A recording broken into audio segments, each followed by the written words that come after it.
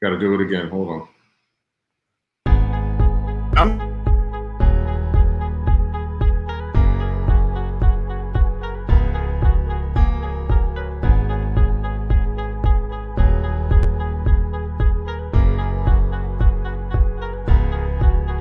Can you stop it? Like, there's something wrong. Shoot.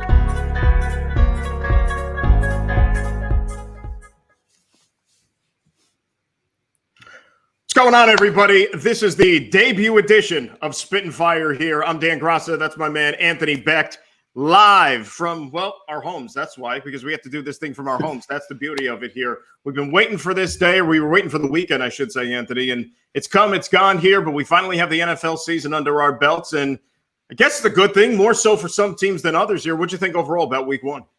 Yeah, I thought it was good. I mean, listen, no preseason. You don't have anything going on in the offseason. You're leaning on a lot of guys to kind of get their act together on their own, and it's kind of been glaring. I mean, you saw all the injury reports heading into this game. How many guys had hamstrings or, mild hamstrings or going into the game with a hamstring that ended up maybe not playing the rest of the game? So, worrying about guys and how they work out and how they kind of get themselves prepared for the season, then heading to training camp. Coaches are not waiting for guys to get in shape. They just want to go out and hit it. And that affected some of these players. I mean, you're talking about guys that are 4 or 5% body fat coming in trying to run right now. Oh, yeah. And it showed its ugly face. So all in all, I thought the games were good, man. Look, it was good to get football going. And I think that the biggest thing is there were some good close games. And I think the best players that we all know by name kind of showed up this week. Absolutely. And, one last thing on the injuries. You think about it, though, this is something, unfortunately, that happens on a normal year where you have a normal offseason, preseason, and these things rear their ugly head. And I think you're going to see more of this, unfortunately. And, we'll see how these teams are able to adjust and keep moving forward here as you go through the season. Let's get into all these games, though, here, right? Because there was a lot to chew on, first being the biggest with no fans being in the stands. That kind of affected things maybe to a certain degree as you were watching the games, when they would span the crowd and you would see a completely empty stadium like last night's game with the Cowboys and the Rams. And that's a good place for us to start, right? Brand new spanking stadium. They were talking about all the bells and whistles and how much it cost to build and all those other things. It was kind of eerie, though, seeing it empty. It's almost like the Cowboys and the Rams were the only teams that got the message, right, that there was a game last night. And then we kept it one big secret to everybody and all. But I don't know. Like, you played the game, though. You think that would be that big of a deal if you were out there and there was nobody in the crowd? For a guy like me, I tried to phase the crowd out. I didn't want to hear it. I mean, when you played in New York coming in as a rookie, you're trying to not hear the boos, the change. You just want to kind of embrace it. But when there's big plays, touchdowns, and big blocks, you kind of jump up. You give your fist pump. You look up to the crowd. I mean, there's nobody home, man. There's nobody there doing it. And they did a good job. They were able to pump some sound. I heard. We've seen some stadiums, like Kansas City, Seattle, they'll have 115, 30 decibels when their crowd's going crazy. They're only allowing 70 decibels in stadiums. So to me, the guys that are jumping off sides and stuff like that has clearly nothing to do with hearing. That's just kind of the stupidity of guys just happening in a football game. So, I wasn't a big fan of, but there are truly guys that are all about, the momentum of the crowd and feeding off that and hopping around before the games and stuff. So, I think some guys, it affected them a little bit. Well, let's get into that game here last night, right? Yeah. And the Rams were able to eke one out. They win by a field goal. And all the talk about the game afterwards was really more about what the Cowboys didn't do than necessarily anything that the Rams did. And, of course, the Cowboys came down with some injuries, too, which we'll get to in a little bit. But, McCarthy getting criticized for some of those play calls late in the game. Conservative call on third down late. And then he goes on fourth down there. 4th and 3 at the 11 with about 12 minutes to go instead of going for the chip shot field goal just to get some more points on the board. Jason Garrett was criticized for a long time by Cowboy fans, right? I mean, he couldn't win for trying, it seemed like, and it was almost like this healing for Cowboy Nation in the offseason once they decided to finally have that coaching change. But did you have a big problem with it necessarily? I didn't, because I can appreciate him being a little bit more aggressive in that situation. I did. I disagree. I mean, listen, you got to kick the field goal, man. It's a close ball game. Your defense is kind of getting shredded. I felt like every time the Rams had the football, they just kept grinding away, handing off their back, getting 5-6 yards. Then they dump one off to the back. I mean, the first level of defense for the Cowboys was weak across the board, and it was kind of frustrating for me as I watched that game unfold. Give credit to the Rams and their game plan, but 20-17, kick the field goal, you tie. I mean, they got the ball back at the end of the game, and they had a chance to drive down the field, which we'll talk to on the clock management situation, which I thought was terrible. Right. I think, look, Mike McCarthy's a good coach. He's a great offensive mind. The guy sat around for a year and a half, watched film, watched tape. He clearly forgot about situational football. And I felt like in clock management on that last drive, look, the clock was ticking down. I mean, don't automatically assume that you're going to get yourself in a position to either kick a field goal or score. I mean, when things happen to get back on the penalties, that clock's ticking down. They kind of had to scramble a lot. I hate the fact that they just, they didn't leave themselves enough time at the end of that game when they had plenty of them, at 2:28 to start that drive with the timeout and the 2-minute conversion. They could have clearly drove down, but kicking that field goal, the worst case scenario obviously would have ended up in overtime. So I think it's just a poor decision, poor coaching. Poor first game for Mike McCarthy as he came back with the Dallas Cowboys. Well, overall, they didn't do anything in the second half, though. You know what I'm saying? They only put a field goal up on the board there after halftime, and you need more than that. I mean, you look at the personnel for this Cowboy team. They're better than what they showed you week one. And I'm not going to sit here and put the Rams at, the top of the list when I'm talking about defenses in the National Football League. They're not quite there yet. I know they have Aaron Donald, Jalen Ramsey, guys like that. But I think as a whole, I'm not going to sit here and say that they're like top 2, 3 in the entire sport. The Cowboys should have been better last night. And then that call late in the game, on the offensive pass interference to Michael Gallup. I know you can look at this thing a couple of different ways here, but in that situation in the game, the old expression, you swallow the whistle. I think you swallow the whistle. Tony Corrente, after the game, I saw his interview with a pool reporter. He said to them, there were 2 officials on the field that said that was definitive hand jockeying. You got to throw the flag in that situation. I disagree, though. Won't you pick it up in that situation? I got your back there. There's no doubt. I mean, let these guys play football. Let them play. If you watch slow-mo, right, this is the problem with instant replay because you see slow-mo, you see the arm go out, but did you see him, Jalen Ramsey, hooked his arm early? So as they're running down the sidelines, he's got a hold of him. They're jostling, and he's really got his arm extended to release and lock his arm out of his arm. And then, of course, Jalen Ramsey gives you his LeBron James flop, which clearly was, look, he's a smart player. He had good, tight coverage, but, man, that was a pretty ball. Gallup does a great job using his body to kind of get himself that spacing that he needs. He pulls it in.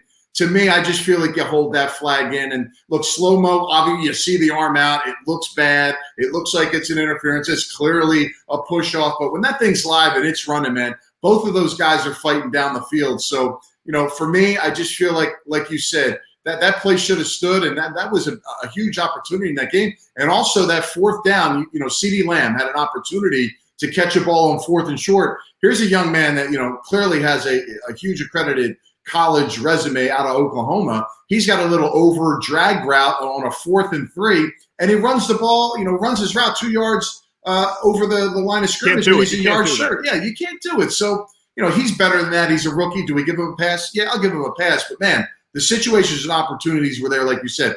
Even if they didn't go for that field, they could have been aggressive. But, again, at worst-case scenario, they got the ball there. They're going for at least the win or the tie, and they had to get themselves in a position to make a kick then because they were down 3 and they couldn't get it. And you talk about CeeDee Lamb, right? I mean, this is a situation where the term situational football applies, where you expect these guys to at least know the down and distance, where you are on the field. And, you want to say he's a rookie, you can go there all you want. And I know that they didn't have a normal offseason, but you make it to the NFL, you've been playing football that long. That's something that, I mean, let's face it, you should probably have an idea of where you are on the field and where you need to go, right? And if I'm the quarterback in the huddle, right, the first thing you're going to tell your guys is, listen, we need 3 yards, right? Make sure you get yourself in a position that when you catch the ball, you're over the first down line marker. And, he wasn't. So even if he caught the ball, he's getting tackled immediately. Ball doesn't get the distance that it needs. It doesn't matter. If he gets hit on the spot and catches the ball, he's good for a first down if he just gets to the marker. So, I think that starts at the top, man. Your quarterback's got to alert guys. You're probably saying, well, he's a pro. He should know that. But, man, you got to check the boxes. You got a couple seconds in the huddle. You come out. Make sure everybody gets to the line, secure the catch. They did none of those things. Yeah, and they walked out of there a little banged up to the Cowboys, too, last night. The Van Der Esch injury, that's the most severe. He's got the broken clavicle, so, who knows when you're going to see him again. Plus, you lose Cam Irving, plus Blake Jarwin. That's not the way McCarthy wants to start his tenure here with the Dallas Cowboys. But, look, it's a long season. It's one game. And each and every single one of these games we talk about here from yesterday, let's be real. I mean, you could probably use that same old excuse for every single one of these teams, but I understand it's 16 one-game seasons in the NFL, right? The fan bases, they get all fired up one way or the other, but you got to keep it in perspective. Cowboys, by the way, next week, they're going to take on the Atlanta Falcons off of a loss, and then you got the Rams who are going to go to Philadelphia off of a loss. So things could change around in a hurry, and at least for one night, the Cowboys couldn't get the job done, and the Rams win. Bucks and Brady. We got to get to that here next, Anthony, because started off great, marched right down the field, puts a touchdown on the board. You're thinking, hey, it's like Foxborough South down there in Tampa. All is right with the world with Tommy. But after that, it was a little bit of a rude awakening, and maybe he was like, I don't think I'm in Foxborough anymore. And give credit to the Saints, right? Yeah, look, Saints are a good team. I mean, Buccaneers aren't going to just roll out there because they got a bunch of guys that can catch balls and some big names and just assume that they're going to win that football game. But you're right. I'm on the same page as you. That first drive down the field, you got Brady running one in for a touchdown. I gotta think. Oh, hold on. I'm so excited. I got some of their videos playing in the background. Oh, geez. But, yeah, exactly. But, he gets in, he gets that up. I'm thinking, man, this is going to be easy for them. But, clearly – you see the adjustments that have to be made. He's not on the same page with a lot of the receivers. The first interception that he threw to Mike Evans, and this is another thing, when coaches come out after the game and they start telling you exactly what happened before they watch the film. He said that Mike Evans was in the right position, Brady made a bad pass. That's not the case at all. When you go back and watch the film, it's a cover two safeties. You have a Gronkowski on the right side going up the seam, and then Mike Evans, if the middle is open, he runs right through the middle and he hits it. Brady's on it. He's got it. He sees this all the time. It's a simple breed. You're watching Mike Evans, and he's kind of jogging around. So that first interception. Now, second interception, Dan, that was a bad throw. Tom's going to be the first one to do it, right? The outside the corner played it. That's a long throw for an old man to make when you got one, a very fast corner in Janoris Jenkins out there that really made a great read. That's a great defensive play as well. But special teams blunders, these are the things the Buccaneers have been doing in years past that you kind of overlooked going into this season because you just thought, okay, Brady was going to lead the team. But they had a blocked field goal. They had a botched kickoff. All these things turned into points for the Saints. And Drew Brees didn't do anything special yesterday. He didn't turn the ball over. He didn't get sacked, right? And they made some nice plays in the passing game off of some of the mistakes that the Bucs made. So, if those things don't happen for the Buccaneers, this is a close, great game. But one thing that stood out for me for the Bucs is really both teams, Dan, was how fast the defenses played in this football game. No, you're right about that. And, you mentioned Evans. He wasn't really much of a factor in the game. We know that he was banged up with the hamstring a little bit, didn't know how effective he was going to be. Give Marshawn Lattimore, I think, a ton of credit for shadowing him the way he did and really kind of taking him out of the game here. And you're right about New Orleans. And, that's how I would look at it if I'm a Saints fan. It's like, wait, we weren't really firing on all cylinders. We weren't anywhere as close to being Michael Thomas really didn't do a heck of a lot in that game yesterday. So the fact that you're the Saints, you win a game in division, you beat the Bucs with Brady and everything, and yet you weren't even close to playing at your best, but you still got out of there with a W. That's how I'm looking at it from the Saints. I got to feel good about myself. And I'm not going to bash the Bucs, and be upset about what happened. I mean, they had their opportunities, but you got to have some live game experience with some of your receivers. I mean, Tom Brady was going at Scotty Miller like he was Julian Edelman on this football team. Chris Godwin should have been the guy he was trying to get the ball to early on, but he doesn't have that rapport with him yet. You saw a couple plays down the field to Mike Evans. He got some PIs, but there was no separation. He had a bad hamstring coming in, so he wasn't healthy. The one surprising guy that, I was kind of seeing how they're going to use him, Rob Gronkowski was like me in my 8th year of the NFL. He was a blocking tight end. The guy ran no routes. I mean, I felt like, here's all this hype, this connection. He didn't run any routes. He was either helping out in protection. He blocked his ass off in run blocking. I thought he did a fantastic job. I mean, he stuck his face in there. He didn't complain, but when he did try to run a route later in the second half, they forced him the ball in the seam, and Brady almost threw another interception. So they got to get their plays together. I hate their run scheme. They bunch everybody together. We didn't see a lot of Fournette yesterday either, right? I mean, he didn't get a lot of burn as well. And, he's new. But, Rojo, these guys, look, you got to utilize some of the spacing that you can provide with the receivers and spread them out. I just feel like, Leftwich, the play caller areas, they got to kind of look at this thing and say, look, man, we got a lot of weapons outside. Let's attack the pass, come back to the run, and let it all open up. But just wasn't a great start for them. But I expect them to get big time jumps here in the next couple of weeks. Well, here I read something here, which this maybe gives you a little bit of kind of assurance if you're a Bucs fan here. This is the fourth time that Brady has lost a week 1 game in his career, which is just crazy considering the guy's played for 20. The previous 3 times he's lost in week 1, in those 3 seasons, they went to the Super Bowl. I don't know if the same thing is going to happen to the Bucs. Again, I'm not as bullish on them as other people are. As I said before, Brady comes in, they think he's going to wave a magic wand and it's going to transform into New England suddenly. You mentioned Gronk. He's still working off the rust. Brady trying to get acclimated to everybody. It's going to be a tough chore here. I don't think that they're going to be a bad football team, but everybody who has them in the Super Bowl, just because number 12 is a quarterback, I think pump the brakes a little bit. You saw that yesterday. It is going to be a very, very tough road when you're talking about coming out of the NFC. Give me another game. You pick one. Go ahead. Let's just keep here. Let's go with the Eagles, man. I think there's a little bit of buzz with Philly. I'm going to get on my screen here so I have the Eagles. But, listen, here's a team that's up. 17 points. They're down their best running back in Myles Garrett, which is obviously turned into be a problem for them. And not being able to kind of have that balance on offense. And look, Lane Johnson's out for the football game as well. So what happens? Okay, you get up 17 points. Okay, you know what? We overcame this. Our line's botched up. We don't have our star running back. We're up 17 points. Let's be conservative. Let's try to just eat the clock up. No, what do? They do the exact opposite. Carson Wentz is out there throwing balls to the defenders of Washington.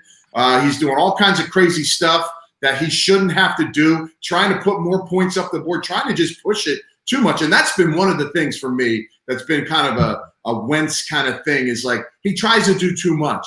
He's not the only guy on the football team. But it works for him, though. More often than not, it works for him. And I hear what you're saying, and I agree with you. But, I mean, remember, this guy's not that far removed from having a season where we were ready to crown him an MVP. But it always seems like, these injuries get in the way. But that's just how he plays. He has that a little bit of recklessness in him. I'll tell you another guy who kind of started to remind me of that is Josh Allen in Buffalo. He almost tries to do that extra mile, which could end up being a detriment to him, like you saw him yesterday with the fumbles. I mean, that's something he's got to clean up here.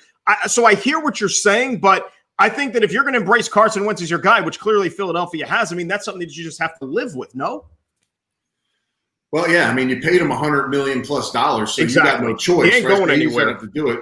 I don't know. I didn't see Jalen Hurts come in, or they had any kind of packages for him in the game. I didn't get to see it in detail, but let's give credit to the Redskins. 8 sacks. Okay, they took advantage. Chase Young looked like everything. Look, I wasn't real big on Chase Young. I just, we've seen so many guys come into the NFL that play defensive end outside of the Bosa brothers, that really did live up to expectations. I'll tell you now, he made me a believer that first game. He looked good off the ball. That defensive line is Dan Ron Riverboat Rivera came out and at halftime I heard he got an IV during the game. IV. And good for him. And did their thing. So, Dwayne Haskins didn't make any critical mistakes, no interceptions. I mean, they kind of let the Eagles mess up for them to make some positive games in this football game, and they took advantage of it. 27 unanswered points. Look, you got to give them credit, but, man, the Eagles just kind of shot themselves in the foot the entire time. -3 in turnovers, right? And as you said, it's not that Dwayne Haskins did anything that wows you. It's not like you're going to sit here if you're watching and say, oh, we have our savior, we have our franchise quarterback.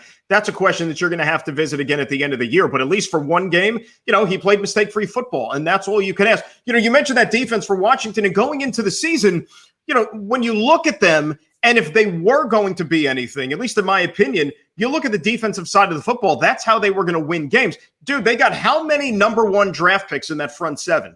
Right? I mean, think about it. Like, they got how many number 1 picks? Eventually, you would hope that talent pulls through. Now you got a coach in there in Rivera who knows a thing or two about that side of the football. And look, you feel good for him, everything that he's been through personally and continues to go through with his health battle. And, he got the game ball after the game. That's a nice gesture and everything. I think if you're Philadelphia, you're walking out of there saying, damn, we missed a big opportunity in division on the road. That's a game that we should put away. I don't think Washington is, making a playoff charge by any stretch here, but at least for one day, everything came together for him.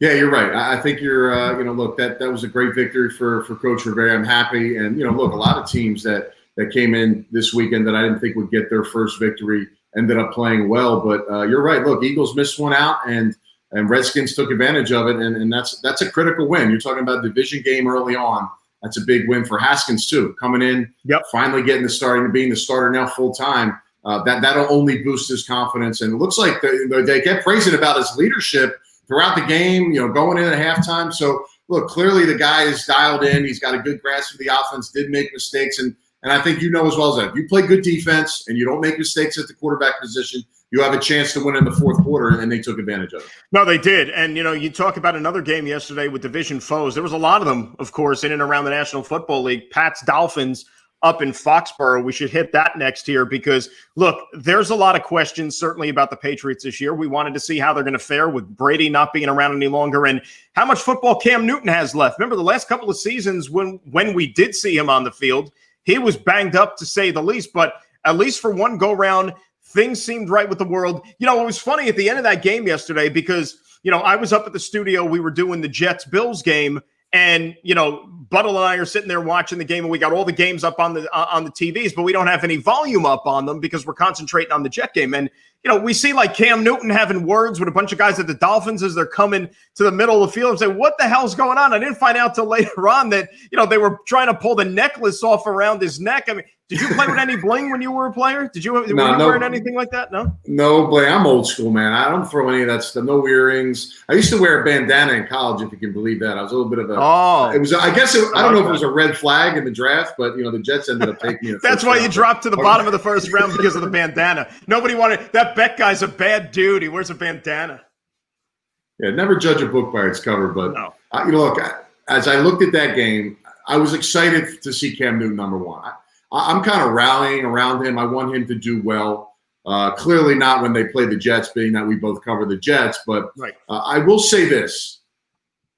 The offense, to me, look, they don't have a lot of weapons, but he used his legs quite a bit. I think he rushed for, what did I have, about 95 yards rushing.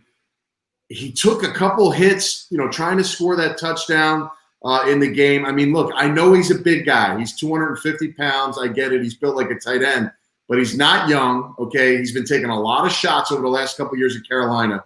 As much as that part of his game is critical for the Patriots to have success, and in this case, in this game, it was, I just don't think he can last the entire season running that style of offense. You've got to be cautious on what you do. And he's not a guy that runs away from contact, right? We're going to talk about, Kyler Murray down the road, a different game, that he's a little different style. Whereas Cam Newton, man, it only takes one bad hit to the ribs, and he's padded up like Dan Marino in the 2020 era. But, it only takes one shot. These guys are trying to take him out. And once they start getting a feel for that, they're going to say, listen, read option, zone read, forget about the running back. Let's get some shots on Newton. And I don't think he'll be able to last the entire year. Well, we've seen that, right? We saw that over the last couple of years. And God forbid, when they were hitting him up high, and that's when some of the issues started happening. I agree with you, though. And he's one of those guys that instead of trying to run around you, he tries to run through you. He initiates that contact, and that's a scary part of the whole thing.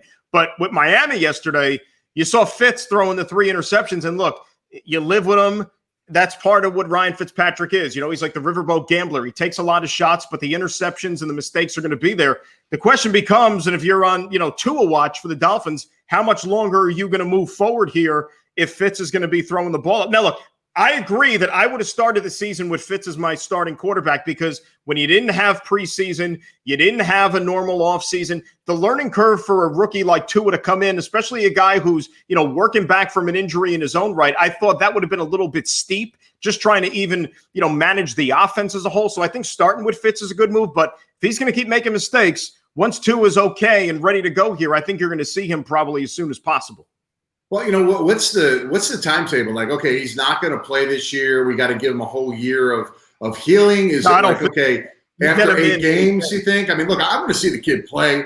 I mean, look, maybe he needs a couple more, weeks or months or whatever that may be. But, man, you're right. Fitzpatrick is a guy that, we've seen it firsthand. I mean, he could give you 4 touchdowns in a game, and, man, he could come out and just like, he don't care. It's as if he's not playing with the defense out there. He's just throwing the ball to any area. But, he does take his chances. And I think from a Dolphins standpoint, they need a little bit of a juice and firepower. I think Tua is going to be a good quarterback. We'll get into Joe Burrow's game later. But, man, some of these rookie guys can really, jump in and be effective. But, I just don't know how they're going to gauge that timetable. I truly believe it's going to get off the timetable, because once they start losing 3 or 4 games in a row, they're probably going to be like, all right, we got to make a change. We got to get some buzz going. He may come in earlier, and they may say that he's good with the injury, but I think it's going to be more like, look, man, we can't lose this many games. But Fitzpatrick's going to come up with some miracles over here in the next couple of weeks. We'll see how long the leash is, though, right? Because, again, they got this guy in Tua. You want to get him some experience. And, look, he's the future. And I think Tua's going to be a star. I think he's the best quarterback in this draft. I said it back in April, and I'm going to stick with that. I think he is a superstar in the making. Let me jot that down on my notes. Write it down. Write it down. You can tack it up on the wall behind you. Here, make sure. Tua, superstar quarterback, and that's why bringing him into the AFC East, having to play the Jets twice a year, that's not good. Let's just get it over with now.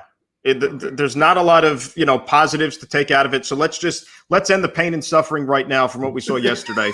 Like we have to. We owe it to everybody who's watching and listening and whatnot. But Orchard Park, hey, the Bills played great. Bills came out and looked like that they were a well-oiled machine. They looked like they had a purpose. They dominated at the line of scrimmage. They looked like they were in week 10, week 11. Team on the other sideline, you can't really say that much about them there. But look, Josh Allen had the game of his life pretty much, right? He never thrown for that many yards in his life. He was making plays with his legs. He was in charge. The defense was wreaking havoc. You love it if you're a Bills fan. If you're a Jets fan, it's back to the drawing board for week number 2, to say the least, right? You're right. I got to give credit to Brian Dable, the offensive coordinator for the Bills. You have a young quarterback like Sam Darnold. Both of these guys came into the draft the same year in their 3rd season, and you got him some early passes, right? And it was a nice mixture. You had some hitch routes. You had you had a couple receivers, tight end screens, some quick throws to the backs, little things that put yourself in a situation to get easy 3rd down conversions. And then, man, the one thing that kind of killed the Jets back in week 1 last year when Josh Allen played against him was his legs. And that kind of reared its ugly head again in this football game, especially early on. I think it kind of got them out of their aggressive play that maybe they came into the game thinking they would have, and thought that maybe they could contain him a little better. He had some nice kind of fake right, go left kind of runs. He had some read option runs, and there really wasn't anybody there that was kind of eyeballing him. And then once that started happening, it started to open up some of the passing lanes for him. And let's give him credit. The guy was accurate as hell. I mean, Look, usually you can't hit the side of a barn, but I thought he was really good as far as getting the ball out in the catchable position. He felt confident. And the thing is, Dan, the opposite of what the Jets were able to do, Sam came out a little slower, right? He wasn't hitting receivers. His accuracy wasn't there. There weren't those easy throws. Or on the flip side, Josh Allen's confidence rose throughout the game because of the fact they were able to get him into the game early. Yeah, Jets had a rough start. I mean, they didn't pick, the first 3 drives were 3 and outs. They clearly had a rough time establishing any sort of a rhythm on the offensive side of the ball. They didn't pick up their first down until midway through the 2nd quarter. I think at that point, the Bills had like 15 first downs to the 1 for the Jets. They had 23 yards of offense at that point, but they had amassed 55 yards in penalties. That's midway through the 2nd quarter. It was rough going. But despite all that, the Jets, when that 4th quarter started, still had a chance to get back in the game. It's like Buffalo kept that door open ever so slightly. The kid missed a couple of field goals for them. And then you had, the Jets on the move there, down 21-10. Buffalo gets a 15-yard face mask penalty. They got the ball right around midfield. And then that Herndon fumble, to me, was the backbreaker. We talked about it in the postgame show. That was kind of like the turning point. You never know. They take that drive down the field and score. It's a 1-score game with almost a whole quarter to play. You never know what could have happened here for the remainder of the afternoon, but it wasn't to be. Give the Bills full credit for winning that football game. They were the better football team. A lot of people think Buffalo is ready to ascend to the top of the AFC East. We'll see if that happens. New England told you that they're not quite ready to give it up yesterday, but Jets got to be a heck of a lot better than they showed you, certainly up there in Orchard Park, to say the least. And one more thing with the Jets. I mean, if they find a way to win that game, we're talking about an AFC Defensive Player of the Week in Marcus May. I think he had 10 tackles, a forced fumble, 2 sacks. Yeah, he missed the sack early on. That was crucial in the game. If he just broke down, he was right there to take it. And he also dropped an interception. I mean, everybody's worried about Jamal Adams not being on defense. I mean, geez, this guy just like doubled his output of what we would normally get from Jamal Adams on the football field. So the fact that he's around the football defensively was great. I thought up front, not one of our finest games as far as the Jets is concerned. But, look, they'll improve. I think they'll get better. Sam's one of the best quarterbacks when you're talking about a guy that puts it on his back and takes the blame and doesn't really, take the credit when it's on him, and he does well. So I expect him to jump back. But, man, you got to find ways to utilize your positional players, your tight ends, get Brashard Perryman involved early in the game. I mean, Crowder can't be your savior every single game. You know, even though he's able to get open, he had a great 69-yard catch and touchdown.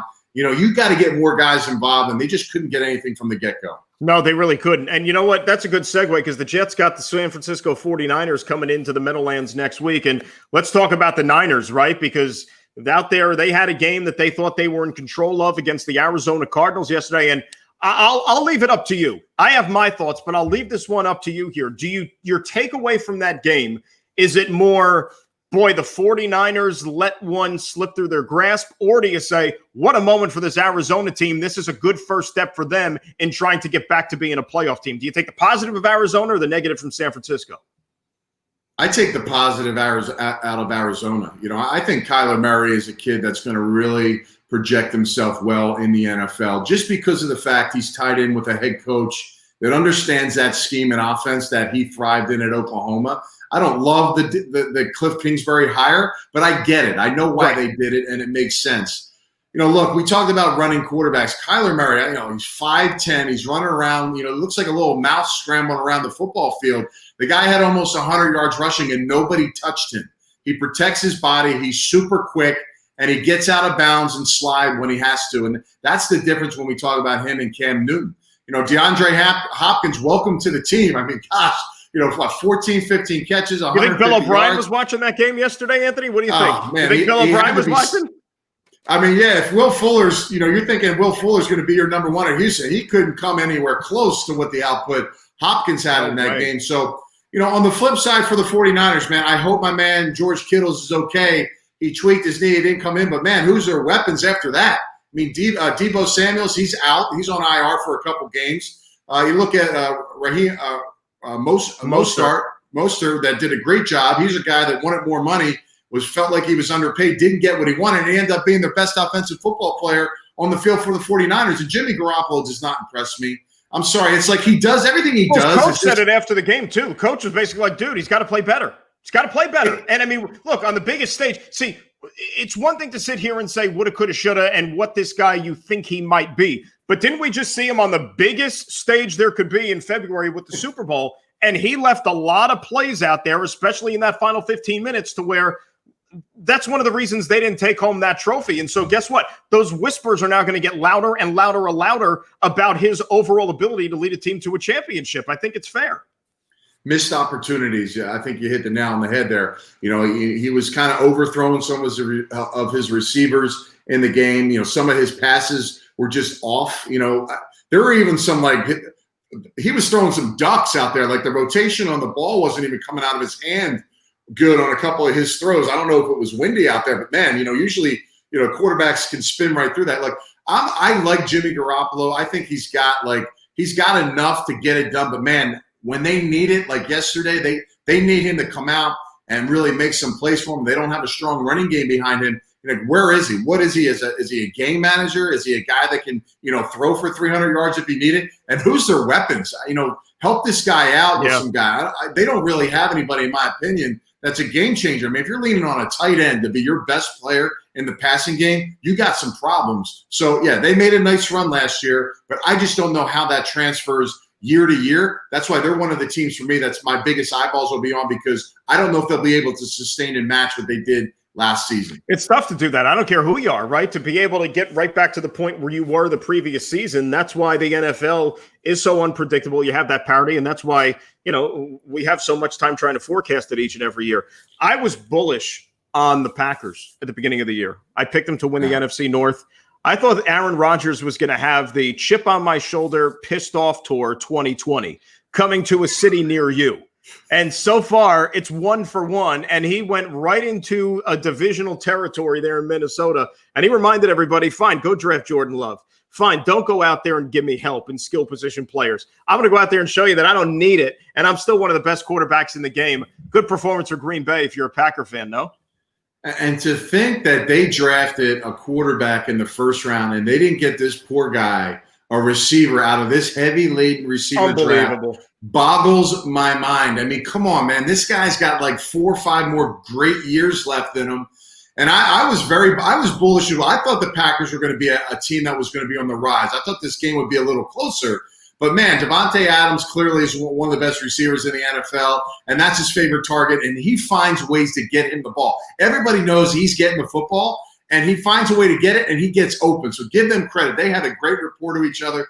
I love when Aaron Rodgers gets out of the pocket. Some of the throws that he makes on the move, his accuracy, the way he kind of maneuvers the ball over arms and defensive linemen. I mean, it's some of the sickest throws you'll see a quarterback make. But, Marquez Valdez-Scantling, I mean, here's a guy, 96-yard receiving, and he dropped a 60-plus yard touchdown pass. Alan Lazard, big receiver. But, again, no real game breaker to complement Devontae Evans. I thought Josiah DeGuaro, a guy that they drafted as a kind of a hybrid tight end, did a nice job. They can get him the rock. But, I mean, man, I just don't see it. And Aaron Jones, he's just a guy who's one of the premier backs in the league. He's such a dual threat catching the football, and he's also a great running back. And they got a couple guys off the bench that did a nice job as well rushing the football. But, when you look at the Vikings on the flip side, you're thinking to yourself, okay, Dalvin Cook's their star. They got to feed him the rock. He just got the $60+ million contract. 12 carries for 50 yards didn't excite me much. And Kirk Cousins was okay, right? I mean, there was nothing out there like that showed me he was going to be great. You look at the receivers catching the football. Yeah, Thielen, he's their guy, but who's their other weapon? Justin Jefferson. They got to throw the tight ends. Their other weapon is up in Buffalo, catching passes from Josh Allen. That's where their other weapon. Damn good, yeah, playing his role there. Right. You're right. That's where he is. Joe Burrow didn't walk out a winner in his first game. That's a game you're going to be kicking yourself if you're the Bengals. And you can say same old Bengals. And, what happened to Randy Bullock there on the field goal at the end of the game, you can't kickers, script that man. stuff. Come on, kickers. I hope he's okay. He pulls up lame there after he shanks the kick. But, they look like they came close, right? They had the offensive pass interference there on AJ in the end zone. It looked like maybe Burrow was going to be a hero in game one. Made that nice play with his legs way back in the first quarter, and you're thinking, all right, here's our number one pick. It's going. But look, there's going to be growing pains. Bengals still got a lot of work to do, and this is just – it comes with the territory. Now, if you're the Chargers, and I like some of the talent they have on that team, I'm surprised that game was a heck of a lot closer than it was because I thought that the Chargers would handle Cincinnati, at least here in week one, a little bit easier than they ended up doing. Yeah, great performance by Burrow. He had a bad interception late in that game, but he drove his team down the field. Guarantee you get yourself a field goal. And I'm not making any excuses for no damn kicker either. If you can't make a 31-yard field goal, chip one up and put it through, I mean, come on, man. This is your only job. It bothers me. I mean, look, I got some history with kickers. One job and you missed. I got history with kickers, and you know what kicker I'm talking about. I'm not going to mention the year 2004 playoff, but I'm just saying. You mentioned the year. If you got a job to do, you got to do it. So, and then the fact that he pulled out, he looked like a DB that gets burnt down the sidelines. What do? They grab their hamstring. I got turf toe. My knee hurts. I mean, come on, man. Make the kick. Joe Burrow was sick. The coaches, they showed everybody, you got to knock that through. But it was a really nice performance for him. They need some more guys to make some plays. I don't know about that pass interference call that AJ Green got in the end zone. I mean, these guys are big receivers going against some midget DBs sometimes, and sometimes they're just out physical. You can't penalize a receiver for that. So, again, hold the flag in that situation and let that play go. On the flip side. To me, real quick, to me, though, that one with AJ was a little bit more clear-cut, I think, than what happened with the Cowboys and the Rams last night. I thought, to me, that was more OPI than what we saw in L.A. I thought that was a little bit more clear-cut. You don't think so? Well, because, the DB had a little more of a reaction because he was kind of stuck in the ground heading forward, and when he bent himself back, you could see it looked a little more dramatic.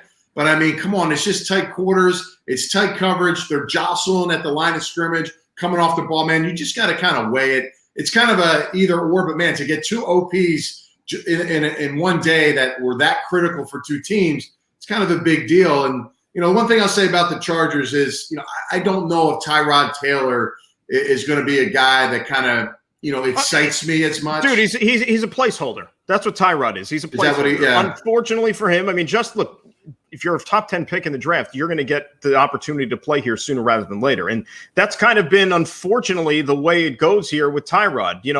He's gone from place to place. Remember, he was the quarterback that was piloting the ship for the Buffalo Bills when they finally ended their long playoff drought. He was the guy, and then they played that game against Jacksonville, which put everybody to sleep because nobody could score. But, it always seems like it's the next man up, somebody behind him, and he's always having to look over his shoulder. And you know it, and I know it. The same thing is going to happen here with the Chargers. It's a question of, does he have a couple of bad games in a row? And then ultimately they're going to put in Justin Herbert. I mean, what happened, in Cleveland with Baker Mayfield, right? He had a couple of bad games, got nicked up a little bit, and then he lost his job. Let's get into Baker Mayfield. Let's do that. That's a good transition. Perfect. How did that transition. work out yesterday? Let me say, before we get into the game, let me say this about him, okay? And look, everybody has an opportunity in this world to make a living, to earn an honest dollar. I don't begrudge anybody.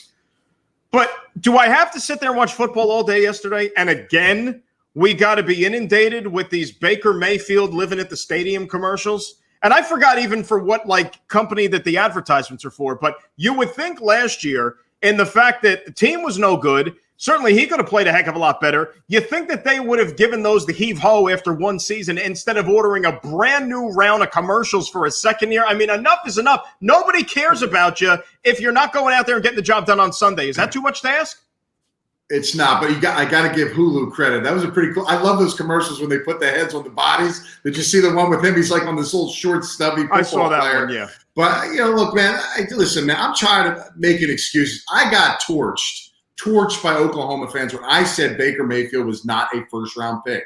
And freezing takes, whatever the hell that Twitter site is, they put it out there. Everyone bashed me. Are we starting to see this guy may not be the answer? All I see is frustration. All we talk about is how Freddie Kitchens, the head coach last year, was the worst play caller and couldn't get things done. And, oh, yeah, by the way, Stefanski comes in. He's this offensive genius. What the hell did he do yesterday? I didn't see anything creative. You got some of the best receivers on your roster. You got two tight ends. One, you paid a buku amount of money, and Austin Hooper, I think, had 2 catches in the football game. You got frustrated Baker Mayfield, who's, upset because he's getting sacked and he's frustrated. They can't get continuity.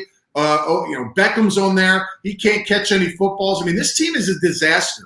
And we're going to keep talking about these guys like they're going to be one of these teams that step up. It's not happening. I didn't buy it last year, not buying it this year. I mean, enough is enough with the Cleveland Browns. Can you go out there and actually win some games before I'm going to sit there and make it as if you finally turn the organization around and you know what the hell you're doing? Stop with the hype here. And what you said about Baker, I had a conversation, I guess it was during the summer, with a former general manager in the NFL. And he brought up a point about Baker Mayfield, when I was kind of picking his brain about the Browns and whatnot and, what they're going to be this year. He's like, the thing that you hear a lot regarding Baker Mayfield is he says, coming off the field to his coaches or whatnot, I didn't see him.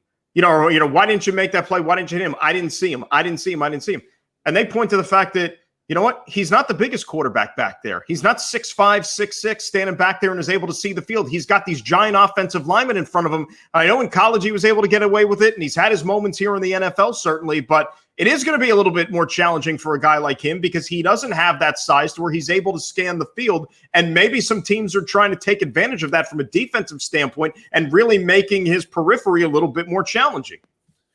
Let's jump to the other quarterback who's clearly proven that he can play a position at a as long as it's not January, he's my guy. You know what I mean? As long as it's not a playoff game, he's my guy. Yeah, I'll tell you, dude. Lamar Jackson. I don't know if he's going to be the Peyton Manning of regular season games, but he'll get another chance in the playoffs. But man, I'll tell you, he's passing the ball well. He's got a good feel for the system. I got to give Coach Harbaugh and his staff just so much credit for just developing something that works for him. And he just took off and ran with it. I mean, the guy is reading coverages. He's dropping balls over linebackers. I mean, he looks as good as a quarterback as anybody. I think he was 20 for 25. His completion percentage continues to stay above 70% every game he plays. And look, he's got he's got great running backs in the backfield with him. J.K. Dobbins from Ohio State came in. He scored a touchdown. Add on to him coming out of the backfield where they got Justice Hill, Mark Ingram. So, again, they got their, Mark Andrews, the tight end, had a huge game, 2 touchdown catches. I passed on him in my fantasy league. He was channeling his little Anthony Becht with the one-hand grab there in the end zone, huh? I'm always going for 2 hands, man. I would never try to do that. That was way before my time anyway, blowing up the one-hand grabs. I had a guy, Al Groh and Bill Parcells would have chewed my head off for trying to go up for a ball with one hand. I remember there was a game you played. I want to say it was How old were you?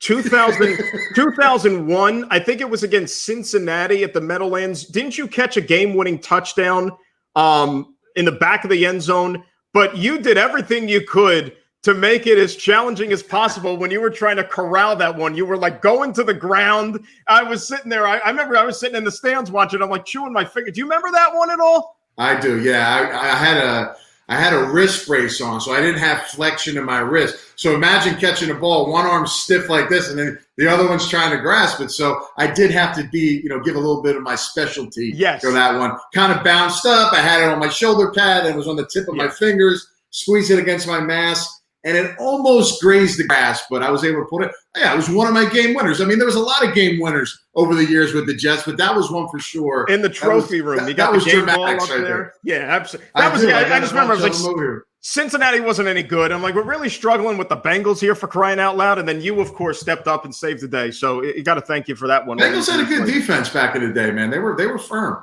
Marvin Lewis had them cranking, bro.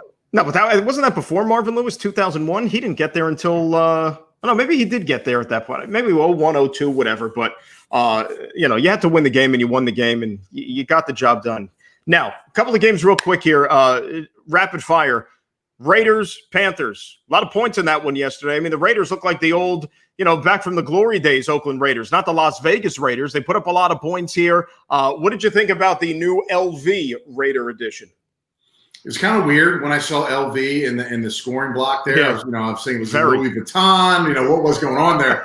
But I'll tell you, I'll tell you, it was surprised. Josh Jacobs, pretty damn good player. Oh, I think Gruden said after the game, it reminds him of Walter Payton, which I thought, okay, that's a hell of a comment for a guy that's like that. It's a little bit of stretch. A little bit of a stretch. He is a powerful back. He does a lot of great things. He's right up Gruden's alley. He kind of reminds me of Cadillac Williams when he came out. Cadillac Williams from Auburn kind of blew his knee out there. Exactly. After a couple of years, and he wasn't able to do what he did his rookie year. But, man, Josh Jacobs is somebody you can hang your hat on, and really a nice complimentary piece for Derek Carr. Ruggs looks like he's going to be a little bit of a scary problem for them. I know he got nicked up in the game, but, man, he's got tremendous speed. He looked well. Waller, he kind of hurt me a little bit. He's my fantasy tight end. I played him. I should have started him this week. And he kind of dribbled down his leg a little bit, didn't get a lot of action on offense. But look, I mean, they're going to be in the game. They will be an interesting team in the AFC. Do they have enough firepower to beat the Chiefs and hang with them? I don't know, but they can make it interesting for this season as well. And on the flip side, you kind of look at how this game played out as far as the Raiders are concerned. I mean, being prepared to do what you have to do against an opponent. And then it was Carolina, right? That Carolina kind of, with their new system and the situation they were put in, Teddy Bridgewater, I'm a big fan of him. I think he can be really good at the quarterback position. I was a big fan of the Buccaneers signing him after the season, but, Robbie Anderson had a nice game. This team looks like they got some weapons. And they barely used Christian McCaffrey in this game as well. Yeah, it's a good point. And, another team that put up a heck of a lot of points yesterday. How about the Seattle Seahawks? They don't look any worse for the wear. Russell Wilson might be the most important player in the National Football League to his team. I've said that many times. I'm not sitting here telling you he's the best player. He might be the most important player because you take him out of that lineup, Anthony, they're not anywhere close to being a playoff team, in my opinion. He is that invaluable to them, and he's a pretty damn good quarterback, too. Our pal Jamal Adams is all over the field making plays for that Seahawk defense. And, you look at Atlanta, clock is ticking. This is supposed to be put up or shut up time for Dan Quinn and company this year. You can't have a home game giving up almost 40 points. I don't care if it's Seattle or not. That defense is supposed to be his MO. You got to lock down a little bit better if you're Atlanta moving forward. All these yards are manufactured by the Falcons because they're always down in a football game. Why is that? Why are they always coming back? I think their entire offense almost is first-round draft picks. They got some of the best receivers in football. Now, they don't have a good tight end anymore, but they do have Hayden Hurst, who's solid. He didn't get involved in the game plan. The running game is okay. Everything they do is always you see these huge numbers that Matt Ryan puts up, but yet they're down 2 touchdowns or they're falling behind. They can't win. They finished the season strong last year. They did well, but you're right. I'm so exhausted on why the Falcons are not this team that should come in and just, be in the lead, come out. I remember when the Falcons would come out 4 years ago, the first series, guaranteed touchdown. They were just smooth. They got it together. But, man, as the years go on and they've even added some players, they've just continued to sink. And Russell Wilson, you're right, he's a beast. I mean, the guy went out there through 35 passes. I think it was 86% completion percentage. I mean, he just has a feel for the quarterback position. I heard some people talking about he doesn't get enough respect, no votes for MVP voting over his career. I mean, the guy is literally carrying that team on his shoulders, and he's making a lot of players look real good that maybe, like a DK Metcalf who maybe didn't thought he was going to be a guy. These guys are looking real good with him behind the helm. Matt Patricia, that seat pretty hot this morning. What do you think in Detroit? I mean, how do you lose that game? I mean, it's like I had given up on it. When we're seeing the scores there, you're up. What was the score going into the fourth quarter yesterday? 23-6. Yeah. And all of a sudden, the Bears, who aren't going to get anybody confused with the Kansas City Chiefs when you're talking about their offense, Mitchell Trubisky. Boy, Matt Nagy looks like a genius. I told you you should have started him. Told you he was the guy. But we sit here and, say good. No. That to me is horrible Lions loss more than anything good that the Bears did yesterday. Yeah, you're right. I mean, listen, you got to lead like that. You got to be able to secure that, especially at home. It was good to see Stafford back there. And look, they had their chances. I mean, you're going into the fourth quarter with a heavy lead. You can't lose that game. You can't. You're right. You cannot lose that game. Then you still get a chance. You drive the ball down the field. Okay, you need a touchdown, and they throw it in the end zone. DeAndre Swift drops the ball. I mean, rookie running back. He's got great hands. He's known for catching the football, drops it. But you shouldn't even be in that circumstance to start, right? So, yeah, you're right. Patricia, look, he's not the sexiest head coach out there, and I mean that in all terms, whether it's play calling, guiding. The guy is just kind of a different cat. And, defensive prowess is kind of where you kind of lay your eggs with him. And the fact that they let Trubisky throw 3 touchdown passes, who had none going into the fourth quarter, all in the end of that game. I mean, he made him look like Joe Montana, where if you headed into the fourth quarter, you're probably thinking, when's Foles coming into this football game? So, look, nice win by the Bears. They squeak it out. But to me, man, you're right. That's a terrible loss by the Lions. They got to be sick this morning as their football team comes in losing that football game. All right, I think the only game we didn't get to yet was the one down in Jacksonville, but that's going to segue into something else we're going to have here in just a couple of minutes here because, we're already pushing close to an hour here, and we haven't even got through all the games. We got to keep moving this thing along. Top performers, give me a guy that surprised you yesterday. Yeah, well, I'm going to go in fantasy terms, point terms, and 4 guys. Josh Jacobs plus 30 points. I mean, the guy had several touchdowns. I think 3 touchdowns in the game. Clearly, when you're running back, get at least 100 yards and get touchdowns, you're going to get big points. He was a nice pick for those who had him out there. Aaron Rodgers, right? Aaron Rodgers and Russell Wilson, huge games. Completion percentages were high, big yardage throwing, and they got a ton of touchdowns, and their teams won. And Devontae Adams as a receiver, all 4 of these players. 30-plus points. Surprise for me, Josh Allen. Who would have thought, if you would have started Josh Allen, who started him at the quarterback position yesterday? Nobody did. I mean, there's so many good options out there, and the guy had the game of his life. He ran the football. He threw the football. He had touchdown throws, and, he fumbled it, but he doesn't get credit for that, but he was able to secure it and get himself some points. He had close to 30 points. Now, some busts, and a lot of these busts I picked out because I had him on my team. Tyreek Hill, he's a bust because they got so many weapons. They didn't utilize him well. He only had 10 points. I started him. He was a complete flop for me. How about Cooper for Dallas? Did he do anything in that game? He looked like he was lost a couple times throwing the football. Getting paid a lot of money to do nothing, that's for sure. Exactly. All that money, you better feed him the football, and they didn't do it. He only had 8 points. Mike Evans was a complete bust for the Buccaneers. He only had 1 catch. It was a touchdown. He got some bonus points for that, but only 6 points going in. That was his only catch of the game. Came in the fourth quarter, and the last guy, unfortunately, I started him, and he ended up getting a bum hamstring. Le'Veon Bell let me down, only 4 points, but, he did get nicked up. Hopefully he's back because the team needs him. But those are some of the guys that kind of stuck out on the high end and the low end this week. And, Thursday we'll bounce on some guys that we can look forward to having some big weeks as well. I'll just give you one guy, which opened some eyes to me because you know what? He's been off the radar for quite a while, and he's trying to get his career back on track, and that's Aldon Smith with the Cowboys last night. He had a big game. He really did. I mean, he stood out there on the field. He had 11 tackles. He had a sack. If he could just keep his act together off the field, you know how dangerous a player he is on the field. So maybe that's a little bit of a hidden gem there for the Dallas Cowboys moving forward. I'll take him as that pick. Surprise team. I'll give you one. I was surprised by the Washington Redskins, or not the Washington. They used to be the Washington football team. We talked about it a little bit earlier. They were down early. You thought that they were just going to roll over. They have certainly a lot of obstacles. They've been through hell this summer off the field, but it was nice to see them put it all together on it. I don't know if long-term they're going to do anything significant this year, but at least for one afternoon against a division opponent, that surprised me that they walked out of there with a victory. My surprise team, Minshew Mania, the Jacksonville Jaguars. Unbelievable. My man went 19 for 20. This guy continues to impress. I was worried about his second year as sophomore jinx. This guy came out, the yardage wasn't high, but he was efficient. 3 touchdown passes, and they won the football game. Listen, I'm telling you now, Doug Marrone was probably going into that game thinking, man, I'm worried about what we got going on. And they totally flipped the script. No Fournette, who was traded, obviously, to the Buccaneers. Minshew Mania continues to rage. The mustaches will be out next week, and they continue to be a surprise for me in the NFL. Let's do real quick some college here, and we know that not everybody is back entirely.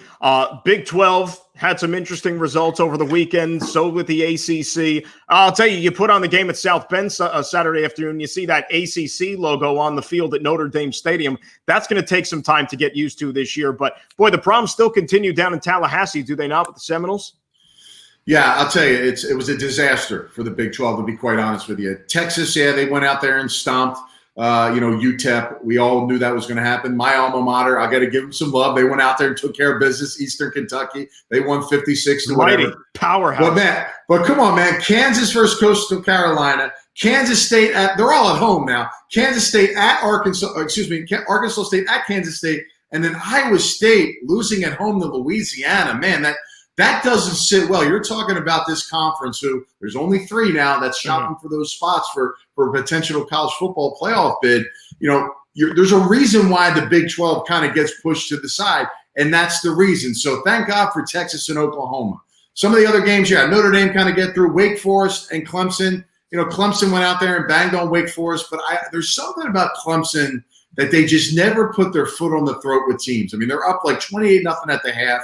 Maybe I just want them to cover the spread or something like that, but they just didn't take over and they didn't. Well, they asked Dabo too at halftime. They asked Dabo how much Trevor Lawrence is going to play in the second half. He's like, "Well, we'll see. We'll see what the score is here because that's going to go a long way." But look, you knew that they were going to stomp Wake Forest, but moving forward, when the competition picks up a little bit, and guess what? That's probably not going to happen in the ACC. Let's be real. Because I don't see too many other teams that are going to be able to challenge them. It's going to be outside the conference where teams are going to actually be able to go toe-to-toe with the Tigers. Yep, North Carolina won big, but that was a sloppy game early on. Sam Howell, the quarterback, a lot of pub last year as a freshman. I didn't really think he had his best game. He started out real slow, had some interceptions, had a bad Syracuse team kind of hang around there for a long time in that football game. And the last game, like you mentioned, now they're not a ranked team, but I think I was excited to see Mike Norvell in Florida State, see the changes, see the differences. And I'll tell you, again, similar to the Buccaneers, they went right down the field. Oh, man. They scored a touchdown. I'm waiting for Joe Tessie, Florida State is back. They're waiting for him to kind of go out and make that chant. And then, all of a sudden they get a lightning strike and they call the game a little bit and they come back out and it's a completely different team in uniform. I don't know what it is. Blackman obviously, had a nice first drive, couldn't get it done. They had penalties. Tamarian Terry didn't have a huge game at the wide receiver position. He didn't look great. Their defense, as much speed as Florida State has, they let a freshman quarterback run all over them in that football game. And I'll tell you, that kid from Georgia Tech made some nice passes to move the sticks and get them in a position to make plays. So I don't know what it's going to take for Florida State. I mean, they got to be a team that comes back. We need Florida State to be good, right? In my opinion, been a while in college football, and they just can't find their right shoe on their left. They come out sideways every year. Hopefully they can turn it around. But man, that was a bad start for them, losing to a Georgia Tech team who's trying to really revitalize after running the wing T for about 50 years. I'll tell you this too, just big picture with college football. It sort of felt a little bit more normal this weekend as opposed to week 1 when there was only a handful of games. You had more people out there on the field, more teams, even though not everybody's back entirely. We're going to see the SEC here again in a couple of weeks, and but at least it started to feel a little bit more normal. It's going to take some time here. Be a big help if the Big Ten gets out on the field, and they had some conversations over the weekend. University presidents and chancellors were talking to the so-called medical professionals. They think that now there's a way with the testing and some of the materials and whatnot with the turnaround that they should be able, or at least they think that there's a path to be able to get them out on the field here so they can play football in mid-October. There's supposedly a vote that's going to be happening here in the next couple of days. Look, that'll be great. We all want them on the field. We want the Big Ten to be part of major college football this year. They're going to have to tweak the schedule. But to me, I look at it as, all right, fine, we're doing this now, but it just still reeks of way back in August when they made the premature decision, Kevin Warren and company, they were the Big Ten, just to pull the plug on this thing. Like, you had time. You didn't have to make the decision when you did. And now it just, to me, exacerbates that even tenfold that we're sitting here, a few weeks later and talking about bringing the season back. It just shows you that they don't even have their story straight, for crying out loud. And it's just, you want to pull your hair out. 1,400 players in the NFL, 0 positive tests. Listen, man, this thing has evolved every single day. And you're right. It is a slap in the face of stupidity that the Big Ten felt like they had to be front and center of this thing and say, take something away that truly didn't have to make any decision for. You know, they're throwing out dates like October 17th. They're making it, spinning it like, oh, I know. Now we got more medical. Now we can have a new conversation. Did you not think things were rapidly not going to come? They got 15-minute tests now. Like, you can literally get tested. I thought it was 5. Is it 15 or 5? It might be. It may be like just look in her eye. Yeah, you're good. They just pass you. They're going to have one of those machines. Like, what was that movie? Scan. You just walk by like the future. Yeah, just scan, boom, you're good. Yeah. So, I mean, look, I feel bad for the kids. I think it's embarrassing, to be quite honest with you. All these football games that went on Saturday and Sunday, and these kids are sitting there thinking like, okay, what are we doing this week? We're going to practice for a week, but we're not playing a football game. We're going to sit, watch hours of tape. We're going to go lift. We're going to go hit and pass, but we got nothing to play for. And all these parents, and now you got these kids opting out because they don't know what the heck's going to be, the decisions they're going to be making. I just think it's completely crap. And, for me, if they come back, hey, I might be calling college games if they come back. But look, they made a bad decision early on, and I'm just going to stick with my guns like you. That I just think it's an embarrassing look, and it looks bad, and those kids should be pissed. Health and safety is the first and foremost. I get all that stuff. College environment, the campus, it's a little bit different when you have all those teenagers there who are out there living their lives, doing their things, interacting, partying. And so maybe the increase of the spread is likelier. I get all those things. But from a football standpoint, you think about how detrimental it could be to somebody's livelihood if you're unable to have that last season, what it could mean for you personally. Like, take the last few number 1 overall picks, like Joe Burrow. If Joe Burrow didn't have a season last year, he ain't the number 1 overall pick in the draft. He's getting picked maybe in the 4th or the 5th round, maybe. Kyler Murray, number 1 pick in the draft. If he didn't have that Heisman Trophy winning season, he's playing baseball. He's playing baseball. He was a top 10 pick of the Oakland A's. Baker Mayfield before him, the same thing. He doesn't have that last season. Where's he getting drafted at all? So think about it. It's instrumental. You hope that they're able to get back out on the field because it could change the livelihood of a lot of guys here moving forward, Anthony. So bad luck all the way around, no doubt. We'll see where that goes. All right, last thing, let's get some picks up on the board because we still got a couple of more games on the Week 1 slate tonight. The annual Week 1 Monday Night Football double dip. Closer to my neck of the woods here, we got the Steelers invading MetLife Stadium to take on the New York Giants. Steelers are a 6-point favorite. The Joe Judge era kicking off for Big Blue. How do you see this one? I'm interested. I'm more interested to see what Ben Roethlisberger does in this football game. He's coming back. He shaved the beard. He looks good. But they're gonna be missing a couple players. DeCastro is out their guard. He's their best lineman. I want to see them, come out and are they going to look explosive? I think their defense will be good.